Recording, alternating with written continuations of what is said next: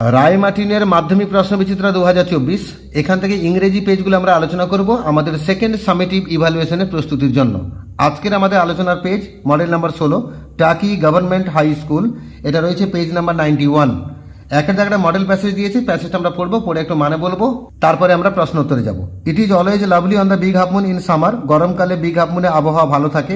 When it is fine the harbour is blue and calm, যখন আবহাওয়া ভালো থাকে গোটা বন্দরটাকে নীল এবং শান্ত দেখায়। With little wind and ripples, হালকা বাতাস থাকে, ছোট ছোট ঢেউ থাকে। Every summer we had some hobby, প্রত্যেক গরমকালে আমাদের কিছু শখ থাকতো। The last summer before Dick and Mimi came we were crazy about kites, গত গরমকালে ডিক আর মিমি আসার আগে আমরা পাগল হয়ে উঠেছিলাম ঘুড়িগুলোকে নিয়ে। A boy on the mainland showed Claude how to make them, মেনল্যান্ডে একটা ছেলে ক্লডকে দেখিয়ে দিয়েছিল কি করে ঘুড়ি বানাতে হয়। Back on the island we made plenty of kites, আর আইল্যান্ডে ফিরে এসে আমরা প্রচুর ঘুড়ি বানিয়েছিলাম।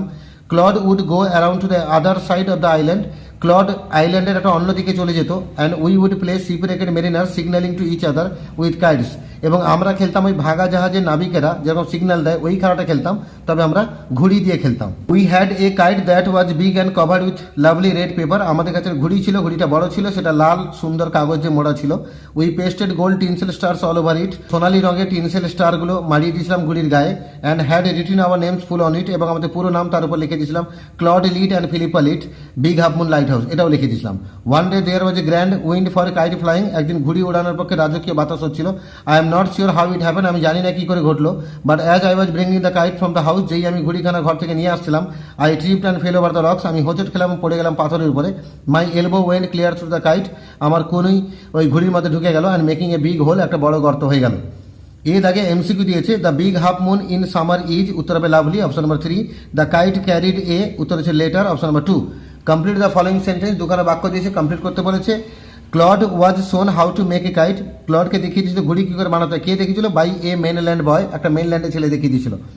আর দুয়ের দাগে Claude and Philippa use to play, আর ক্লড আর ফিলিপা কি খেলতো না, shipwrecked mariner signalling to each other with kites, এটা রয়েছে এইসব জায়গায়, shipwrecked mariner signalling to each other with kites, এটা আমরা এই জায়গাটা লিখবো। সি দাগে একটা কোশ্চেন আছে, অ্যান্সার দ্য ফলোইং কোশ্চেন, নিচে একটা প্রশ্ন আছে, উত্তর দিতে বলেছে। How was A big whole created in the kite, কি করে একটা বড় গর্ত সৃষ্টি হলো ওই ঘুড়িতে। আমরা লিখবো as Philippa was bringing the kite she tripped and fell over the rocks, her elbow went clear through the kite making a big hole, যেই ফিলিপা একটা ঘুড়ি আনছিল ঘরের ভিতর থেকে, সে হোঁচট খেলে পড়ে গেল পাথরের উপরে, তার কোনি ঢুকে গেল ঘুড়ির মধ্যে এবং একটা বড় গর্তের সৃষ্টি হলো। দুইয়ের জায়গাটা পোয়েম দিয়েছে, পোয়েমটা পড়ছি। I must go down to the seas again, আমি আবার যাবো সমুদ্রে। To the lonely sea and the sky, নির্জন সমুদ্র এবং আকাশে। অ্যান্ড অল আই আস্ক যে tall ship and star to steer her by, আমি শুধু চাই একটা লম্বা জাহাজ এবং একটা নক্ষত্র লাগবে যে আমার জাহাজকে দিশা দেখাবে। অ্যান্ড দ্য হুইলস কিক, চাকার গতি লাগবে। উইন্ড সং, বাতাসের গান লাগবে। And the white sail shaking, সাদা পাল বা সাদা মাস্তুল ঝাঁকুনি দেবে। And a grey mist on the sea's face, ধূসর কুয়াশা থাকবে সমুদ্রের বুকে। And a grey dawn breaking, আর ধূসর বর্ণের ভোর উন্মোচিত হবে চোখের সামনে। এর আগে এমসিকিউ দেওয়া আছে। The poet wishes to go to the lonely sea and the sky, option number 3. The poet asks for a star to steer his ship properly. কবি একটা নক্ষত্র চাইছেন তার জাহাজকে দিশা দেখানোর জন্য, অপশন নাম্বার 4। বি দাগে দুটো কোশ্চেন দিয়েছে। How does the ship move in the sea, ওই সমুদ্রের উপরে জাহাজটা যাবে কিভাবে। উত্তর হচ্ছে the ship moves very fast on the sea, জাহাজ যাবে প্রচণ্ড দ্রুত গতিতে সমুদ্রের উপরে। আর দুয়ে থাকে what does the poet want to see on the sea's face, সমুদ্রের বুকে তিনি কি দেখতে চাইছেন। উত্তর হচ্ছে he wants to see grey mist on the sea's face, তিনি দেখতে চাইছেন ধূসর কুয়াশা সমুদ্রের বুকে। একটা আনসিন দিয়েছে, আনসিনটা পড়ছি, খুব ভালো আনসিন। নীরাজ চোপড়াকে নিয়ে আনসিনটা আছে। তোমরা সবাই জানো জ্যাভলিন থ্রোতে আমাদের ইন্ডিয়ান একজন অ্যাথলিট যে অনেকগুলো পদক জিতেছে, সেই নীরাজ চোপড়াকে নিয়ে একটা আনসিন দিয়েছে। নিউ দিল্লি থেকে লেখা হচ্ছে, অবশ্যই খবর কাগজের রিপোর্ট এটা। Neeraj Chopra broke into a smile after his 4th round throw of 88.13 metre. Neeraj চোপড়ার মুখে একটা হাসি ফুটে উঠলো যখন তার চতুর্থ রাউন্ডে যে থ্রোটা করলো সে 88.13 মিটার দূরে জ্যাভলিনটা ছুঁড়েছিল। The tension was somehow eased after he moved into the provisional podium place in a second position following his best throw of the men's javelin throw final in Eugene USA. এবং তার tension অনেকটা easy হয়ে গেল, কমে গেল যখন সে পোডিয়ামের উপরে গিয়ে দ্বিতীয় পজিশন দখল করলো। পোডিয়াম মানে সে পাদস্তম্ভ, যার পরে ফার্স্ট সেকেন্ড থার্ড গিয়ে দাঁড়ায় না, কাঠের তৈরি হয়, তাকে পোডিয়াম বলে। তোমাদের স্কুলেও আছে ওগুলো। সেই পোডিয়ামে সে দ্বিতীয় পজিশন দখল করলো, তার সবচেয়ে ভালো থ্রো করে, মানে পুরুষদের যে জ্যাভলিন থ্রোতে, এটা হয়েছিল ইউএসএর ইউজিনে ফাইনাল খেলাটা হচ্ছিল। হোয়াইল দ্য নেশন ওয়াজ আসলিপ, রাতের বেলা খেলা হচ্ছিল। মানে ইন্ডিয়ান টাইম হচ্ছে রাতের বেলা, তখন গোটা দেশ ঘুমোচ্ছে। The raining Olympic champion created history after becoming the first ever Indian athlete to win a silver at the world athletics championship with is best effort of 88.13 meter on early Sunday morning to etch his name in the record books. যখন গোটা দেশ ঘুমাচ্ছে তখন গতবারে যে Olympic champion আমাদের নীরজ চোপড়া সেই ইতিহাস তৈরি করলো। প্রথম ভারতীয় খেলোয়াড় হিসেবে সিলভার পদক জিতলো ওয়ার্ল্ড অ্যাথলেটিক চ্যাম্পিয়নশিপে, এবং সবচেয়ে ভালো থ্রোটা করলো 88.13 মিটার। এটা ঘটেছে রবিবার দিন একদম সকাল সকাল, এবং তার নামটা সে রেকর্ড বুকে খোদাই করেছে। হি however failed in his endeavor to become the first javelin thrower after Norwegian track and field great Andreas Thorkildsen to hold both the Olympics and the World Championship title at the same time.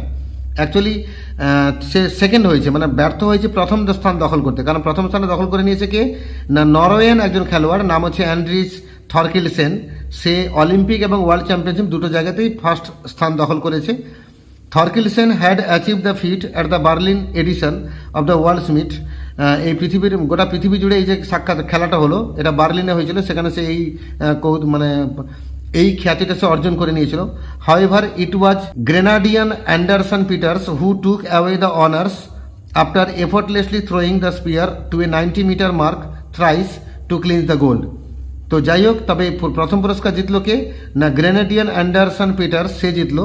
সে একদম স্বতঃস্ফূর্তভাবে তার জ্যাভলিনটাকে ছুঁড়েছিল 90 metre দূরে, এবং সে স্বর্ণ পদক জিতেছিল। Tokyo Olympic silver medallist Jakub Vadlejch from চেক Republic who was the race for a silver finish before Neeraj 88.13 metre effort dislodged him to third came up with the 83.48 metre. আর চেক রিপাবলিকের একজন খেলোয়াড় জ্যাকুব ভ্যাডলেজ সে তৃতীয় স্থান দখল করলো, সে ছুঁড়েছিল 83.48 মিটার। এবার আমাদের এমসিকিউ দিয়েছে Neeraj Chopra is a javelin thrower. The latest World Athletics Championship final took place in USA. The first athlete to hold both Olympics and World Championship title in javelin throwing is Andreas Thorkildsen. আর Neeraj Chopra came up second হয়েছিল। এবারে true false চারখানা দেওয়া আছে। The passage is taken from a newspaper report, অবশ্যই true. It describe football world cup final, false. এটা জ্যাভলিনকে নিয়ে বলা হচ্ছে, অলিম্পিককে নিয়ে বলা হচ্ছে। Anderson Peters held the first position in the world championship, true. আর Jakub Vadlejch belonged to Norway, কথাটা ফলস। এ কিন্তু চেক রিপাবলিকে বাড়িয়ে। আচ্ছা, সি দাগে why is Neeraj Chopra win at the world athletics championship special. এই ওয়ার্ল্ড অ্যাথলেটিক্স চ্যাম্পিয়নশিপে নীরজ চোপড়া যে জিতলো এটা স্পেশাল কেন না, because he carved second position in javelin throw in world athletics championship. কারণ ওয়ার্ল্ড অ্যাথলেটিক চ্যাম্পিয়নশিপে নীরজ চোপড়া দ্বিতীয় স্থান দখল করলো জ্যাভলিন থ্রোতে। এবারে কিছু গ্রামার দেওয়া আছে। Please give me a glass of water, voice change করতে বলেছে। আমরা লিখবো you are requested to give me a glass of water. I dash the parcel last night বলেছে মানে পাস্ট ইনডিফিনিট যাবো, তার মানে রিসিভড লিখবো, RECEIVED। তিনে থেকে Ram is the tallest boy in the class, এটাকে আমরা পজিটিভ ডিগ্রি করবো, আমরা লিখবো no other boy in the class is as tall as Ram.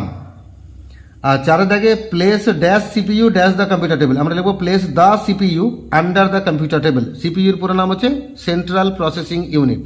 Computer টেবিলের নিচে থাকে, দেখবে পায়ের কাছে থাকে CPU, তাহলে CPUটাকে রাখো কম্পিউটার টেবিলের তলায়।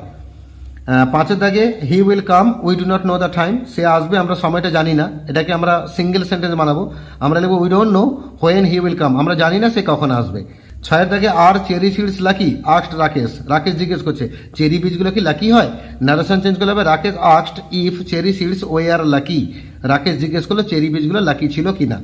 এবার পাঁচের দাগে দুটো ভোকাবুলারি দিচ্ছে, আনসিন থেকে শব্দ খুঁজতে হবে। প্রথমটা এফোর্ট, উত্তর হবে এন্ডিভার, আর ডিসপ্লেসড উত্তর হবে ডিসলজড। এই দুটো শব্দ আনসিনে রয়েছে। এমনি করে মডেল নাম্বার 16তে যে স্কুলটা ছিল তার সিন আনসিন গ্রামার আমরা সহজে আলোচনা করলাম, এবং পরীক্ষায় এই টাইপের প্রশ্নগুলোই পড়বে তোমাদের সেকেন্ড সামেটিভ ইভ্যালুয়েশনে, এবং এই মডেলসগুলো ভালো করে প্র্যাকটিস করলে তোমাদের কিন্তু কনফিডেন্স লেভেলটা অনেকটাই বেড়ে যাবে। তো রায়মার্টিনে প্রশ্নবিচিত্রা 10ম শ্রেণীর জন্য যেটা বার করেছে, সেখানে সেকেন্ড সামেটিভ ইভ্যালুয়েশনের জন্য ইংরেজির জন্য মোট 16খানা মডেল পেজ ছিল। আমি আমার চ্যানেলে 16খানা পেজেরই উত্তর আলোচনার ভিডিওগুলো আমি আপলোড করে দিয়েছি। তোমরা পারলে আমার চ্যানেলে ভিজিট করো, প্লেলিস্টকে ক্লিক করো, সেখানে ক্লাস 10-এর ভিডিওগুলো বার করো, দেখবে তোমাদের সব ভিডিওগুলো পেয়ে যাবে। তোমরা 16খানা পেজ যদি দেখে নাও তোমাদের কনফিডেন্স অনেকটাই বেড়ে যাবে, এবং তোমাদের সেকেন্ড সামেটিভ ইভ্যালুয়েশনে পরীক্ষা তোমাদের ভালো দিতে সাহায্য করবে।